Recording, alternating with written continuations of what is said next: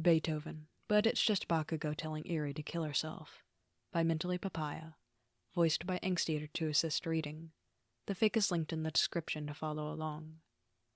Just a heads up, it's not as serious as it sounds. I mean, it is, but it's a crack fic.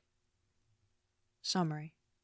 Now, Katsuki would have been very happy to just ignore this inkling and continue to fall asleep.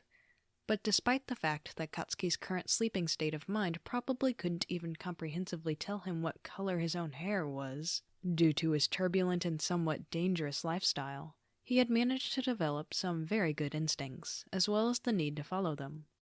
So, against his own will, his tired, burning eyes slowly cracked open. And he saw a small child, covered in bandages and wearing what honestly looked like a sack, standing next to his bed, staring directly into his eyes. The child looked at the barely conscious Katsuki, still buried in his comforter, and promptly asked, "Are your eyes red because you're on drugs, or because you're evil?" Or, Katsuki wakes up with a little kid in his house, but he doesn't know how she got there, or why he's suddenly become a teen dad, but fuck it, you know? It was early Sunday morning when the child managed to escape. It had been a blur, an opportunity grabbed without any forethought and planning. She herself didn't quite believe that it had worked, and constantly thought that she must have been mistaken, that this was a dream, and that in a moment or two she would wake up back in her cell, still trapped and even more hopeless than before. She found herself wandering around random streets as the sun finally started to come up, constantly looking over her shoulder anxiously, and yet unable to restrict herself from staring at the open world wondrously, finally able to enjoy the little things that freedom gave her. Suddenly she was admiring the way the damp grass tickled her little feet. There was a loud slamming noise that interrupted the peaceful early morning air. The small child flinched, ducking down behind a hedge and turning towards the noise quickly. She sighed in relief when she realized, no, it wasn't anyone from her home. It was just someone coming out of the house she was right in front of. The noise had been the front door opening, or rather being slammed against the wall as a woman with blonde, spiky hair violently forced her way out of the house, an expensive-looking handbag in the crook of her elbow and dragging a suitcase behind her. "Masaru, hurry up, we're going to miss the flight," she snapped, stomping over to the sleek black car out front of the house, going past the child without even noticing her, and shoving her luggage inside. A few moments later, a male voice echoed from within the house. "I'm coming, honey. I'm just writing Katsuki a note for when he wakes up, in case he needs the name of the hotel we're staying in." The woman scoffed, slamming the boot of the car and making her way to the passenger seat, opening the door and sliding inside. "Oh, stop being so soft. He doesn't need a fucking note every time we leave the country, Masaru. He's been doing this since he was a toddler. He has my assistant's number for if there's a real emergency. Stop babying him." Curiously, the child tilted her head towards the building, a sweet and tempting smell invading her nose. It was coming from inside the house. All right, I'm coming. Just give me a minute." Giving a quick glance to the lady in the car, who was now doing her makeup in the rearview mirror, the child snuck towards the wide open door, peering inside carefully. It looked homey, warm. It was neat, a little freakishly neat, but there were also fluffy carpets and little plants on the shelves that had lights entangled within their branches. The small, sweet, pastry-like scent was even stronger now, and the child couldn't help but curiously enter, following her nose through an empty doorframe to the side and going into what seemed to be a kitchen. That was where the culprit of the smell was located. The kitchen had a breakfast bar to one side, 4 high stools placed in front of a sleek marble counter. On top of this counter, the child could just about spot a large round plate, a multitude of fresh, warm, crinkly pastries piled on top. The child gasped. She'd never been able to eat something that looked that tasty or smelt that good. Unable to help herself, she scrambled over the stools, using her excellent balance and small hands to carefully climb up until she could crawl onto the counter, grasping a pastry as her prize. She shoved it in her mouth, taking a bite and grinning from ear to ear in triumph at the delectable taste. Flakes of pastry falling over the counter, and she looked around. The breakfast bar was in front of a big, empty gap in the kitchen wall, spanning the length of the room and allowing anyone in the kitchen to see the entire living area. It was this living area where the child saw 2 comfy, plush couches and an armchair, adorned with blankets and cushions, and a large TV. In between these 2 couches was a dark oak table with coasters neatly stacked on each corner and a few magazines thrown haphazardly in the middle, on the cover of which the child could just about recognize the loud, blonde woman from outside. Also in the living area was a man, with short, dark hair and glasses, and it was over this table that he was bent, scribbling something onto a scrap of paper. "Masaru!" An angry scream came from outside, and the man jolted, quickly finishing his note and grabbing the few bags that were waiting on the couch. "Coming," he said, presumably Masaru, yelling towards the door. Shouldering his bags before pushing his glasses further up his nose and rushing towards the door, the child heard more hurried footsteps through the hall, before the sound of shoes switching from wood to stone, and another door-slamming noise. A few moments later, there was the sound of a car door opening and closing, then the car driving off. Finally, the house was left in silence. The child, unperturbed, continued to eat her croissants. After finishing, not knowing what else to do, she clambered back down from the breakfast bar, wandering back into the hall and looking curiously at the now blocked exit. Then she turned around, wondering what area of the house she should explore next. After a moment's consideration, she decided on the stairs. To say that Katsuki was exhausted was a major fucking understatement. First off, he'd been training twice as much as he usually did to help out Izuku, who had cornered him in the dorms a few weeks ago and basically begged Katsuki help him train to control his rapidly growing one-for-all abilities. They also had to do this secretly, because nobody else but Katsuki even knew where Izuku's quirk came from. It had taken about 20 minutes for Izuku to go against All Might's promise of keeping his quirk a secret, back before the UA entrance exam. Katsuki's surprised he lasted that long. He was also surprised that Izuku managed to track him down to the convenience store he'd been shopping in, when he'd burst in and, in very energetic whispers next to the ramen aisle, regaled him with the story of how All Might had requested he be the next in line for the greatest quirk of all time. Having reached the end of his daily fucks to give limit back when he'd almost drowned in sludge, Katsuki had tiredly commented, "Good, now All Might can be the one to deal with your dramatic ass," and reached over to the refrigerated aisle to sweep about 11 energy drinks into his basket. Needless to say, Katsuki was not overly bothered with his childhood friend's new exciting adventures. All that training, plus catching up on homework he'd been slightly neglecting, and spending a few hours in a call with Carriage, his old childhood best friend who was attending a high school on the other side of Musatafu, and who was interested in law school, was very stressed out about his upcoming exams, and wanted Katsuki to help him study. Why he thought a heroic student would be helpful studying law, Katsuki had no fucking clue. All of this culminated up with Katsuki only being able to collapse into bed around 4:30 a.m., passing out and feeling very relieved that he'd decided to come home for the weekend, so that he could just sleep in on Saturday and not have to interact with anyone throughout the weekend. So, when he heard his parents banging and clanging around in the early morning, he obviously did his very best to ignore it. It was second nature at this point, to ignore the loud screaming of his mother and the placating answers of his father. He barely noticed what they were talking about, content to let them do whatever they wanted while keeping his eyes firmly shut, burying his head into his soft pillow. A small, satisfied smile graced his lips when his half-asleep mind subconsciously recognized the sound of his parents' car driving away, knowing from experience that this signaled the departure of the noise attempting to drag him away from sleep. Comfortable, warm, and still very much half asleep, Katsuki sighed deeply, turning around and away from the wall in his bed, shifting his head slightly to get a cooler, fresh patch of pillow. Finally at peace, he allowed his limbs to fully relax and prepared to allow sleep to pull him completely under again, only to feel the need to open his eyes, feeling as if something was watching him. Why now? Why, God, must you forsake me like this?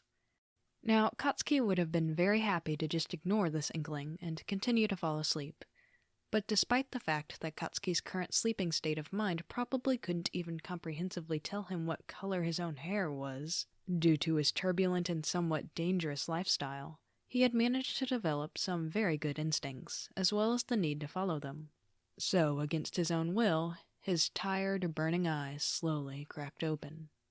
And he saw a small child, covered in bandages and wearing what honestly looked like a sack, standing next to his bed, staring directly into his eyes. The child looked at the barely conscious Katsuki, still buried in his comforter, and promptly asked, "Are your eyes red because you're on drugs, or because you're evil?" Katsuki, bless him, barely even comprehended what was happening. He, in his very half-asleep state, handled the comment with a surprising amount of eloquence. "Kill yourself." He shut his eyes again. There was a silence for about 3 seconds before what he'd seen finally caught up with his head, and he bolted upright in bed, eyes slamming wide open as he stared at the very real child in front of him, in his bedroom, that he didn't know. Then, half a second later, what he'd said also registered with his brain. Namely, that due to the blasé attitude he and his middle school friends had about speaking to each other in such harsh ways, his half-asleep brain had reverted to defending himself by basically telling a toddler to kill herself. "Shit, don't kill yourself." The child, who couldn't be older than 7, giggled in response, clearly not understanding the panic her presence was inducing on Katsuki's innocent, sleep-deprived mind. This was supposed to be his day off. "Who the he stuttered, looking at those innocent large eyes and rubbing his face in order to wake up properly. "Who are you?" The toddler blinked at him. "I'm Eri." "How old are you?" 6. Jesus Christ. Okay, this was fine. She must have just wandered away from her mom and somehow gotten in. He could get this sorted in, like 5 minutes. And then he could go back to bed for sure. Okay. He got out of his bed, suddenly very aware that he was alone in his room with a strange 6-year-old girl wearing nothing but a pair of sweatpants. He pulled on the first tank top he could see, and careful not to engage in physical contact with the child, he edged around her so he stood in the open doorway. Peeking around to see if there was any sign of another person in the house, and finding none, Katsuki turned back to the child, Eri, who was still tracking him with a blank, curious expression. A little lost, they stared at each other for a moment, before Katsuki pointed out his door and down the hall. "Out," he ordered. Surprisingly, the girl silently followed his directions, walking past him and hopping down the stairs. Katsuki breathed a sigh of relief before following. He was a little confused at the front door being shut, because how did Eri get in if it wasn't open? He doubted she would have shut the door behind her if she'd only wandered in. Warily watching as the girl calmly skipped into his kitchen, Katsuki stared incredulously as she climbed up on top of one of the stools, grabbing one of the croissants he'd made last night, without a care in the world. "How did you get in here?" he finally asked, standing in the kitchen doorway. Eri looked back at him and shrugged. "Smelt nice," she mumbled, mouth full and spitting pastry flakes all over the counter. "The scary lady left the door open when she left. The man locked me in when he chased after her." Right. Piecing things together, Katsuki quickly went around to the living room, spying a familiar-looking scrap of paper on the coffee table with his father's handwriting on it. "So the old hag dragged them out of the country again, and you just wandered in?" he snorted, slightly deliriously, as he scanned his father's note. "Course you did, because why not?"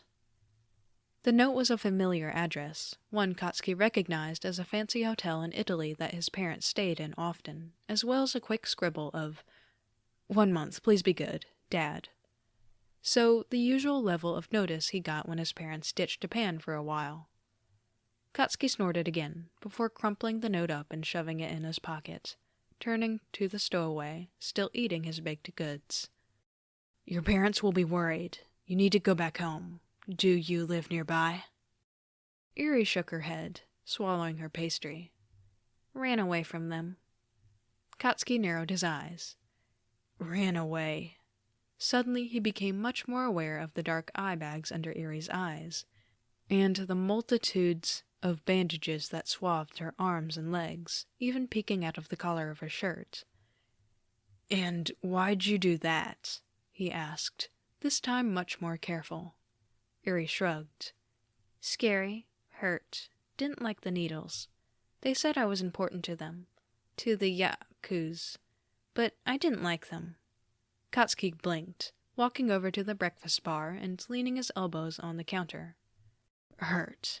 They hurt you," he said, a little more gently, but way more seriously, because shit, this was starting to become an actual thing, which meant he needed to deal with it properly, like a hero in training would.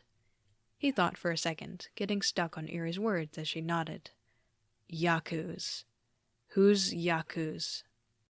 "That's what he said we were," Erie answered, her thumb rubbing circles into her bandages comfortingly. The yakuza." Katsuki looked at her. He looked at her for a while, at those words resonating through his skull, as his brain made certain connections and he came to terms with them. "The yakuza?"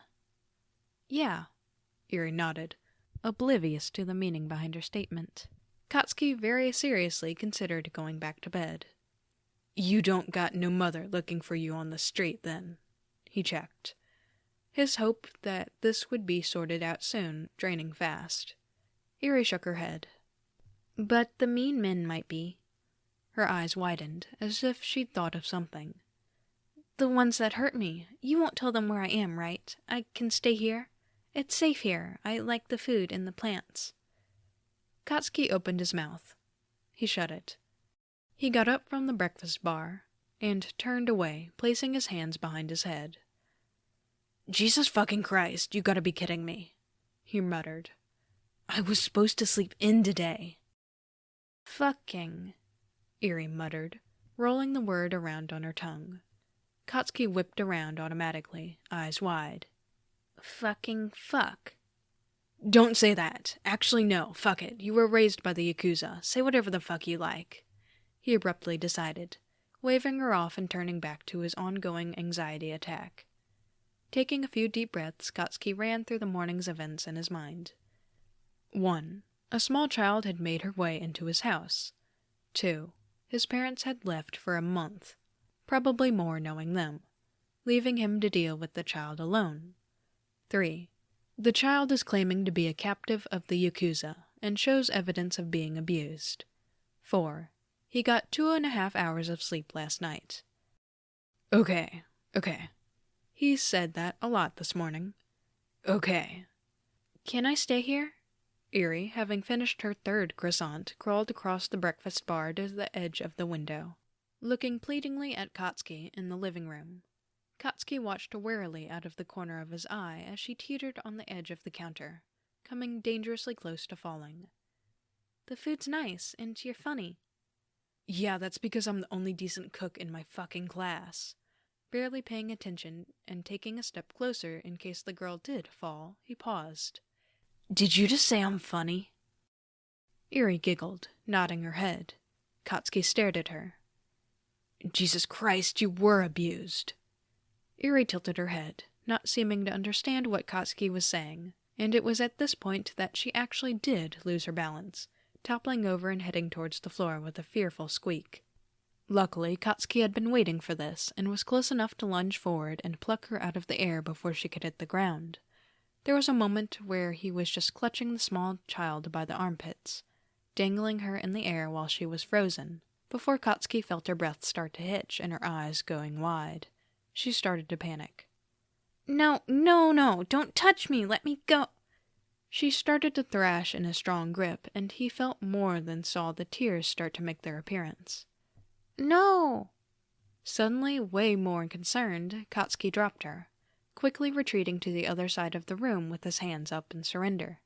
With narrowed eyes, he watched her visibly start to calm down once she was no longer being touched, crawling into a corner of his couch and collapsing to her knees as she stared at him tearfully. "All right, calm your tits, I ain't gonna fucking touch ya," he promised, Still holding his hands up, Eri sniffed, wiping her nose on her right knee, and he risked slowly lowering his hands so he could fold them against his chest. "You want to tell me what the fuck that was about?" "I'll," a hiccup, "hurt you," she admitted quietly. So, she wasn't worried about being hurt herself, rather Eri hurting him. Katsuki tilted his head, thinking. Wherever that fear had came from, it must have traumatized her, because that was definitely more than a silly kid's tantrum.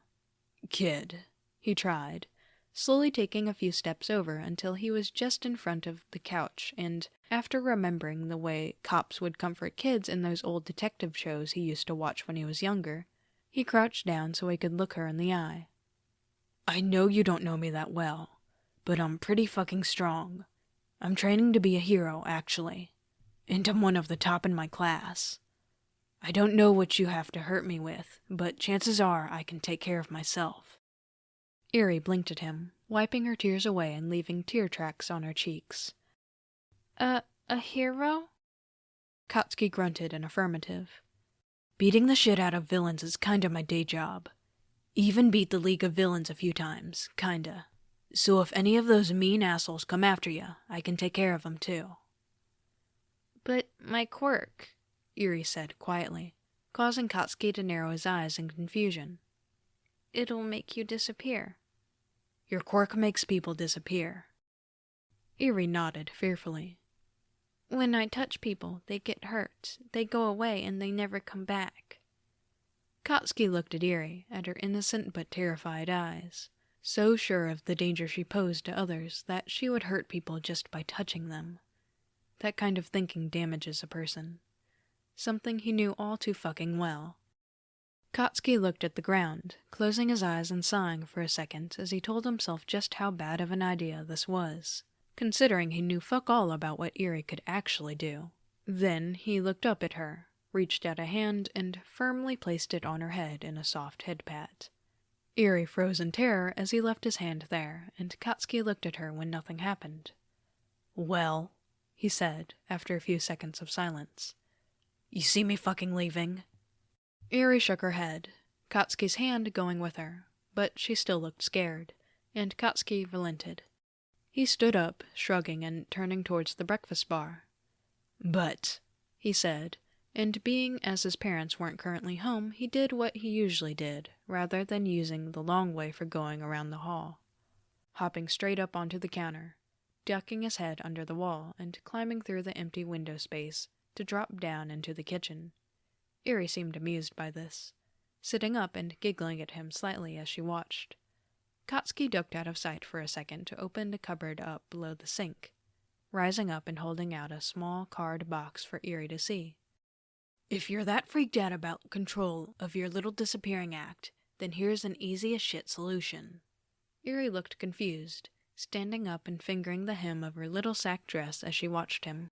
Katsuki chucked the box onto the counter and hopped back through the hole in the wall, reaching into the top of the box and bringing out a pair of disposable latex gloves. The ones he kept in the kitchen for deep cleaning.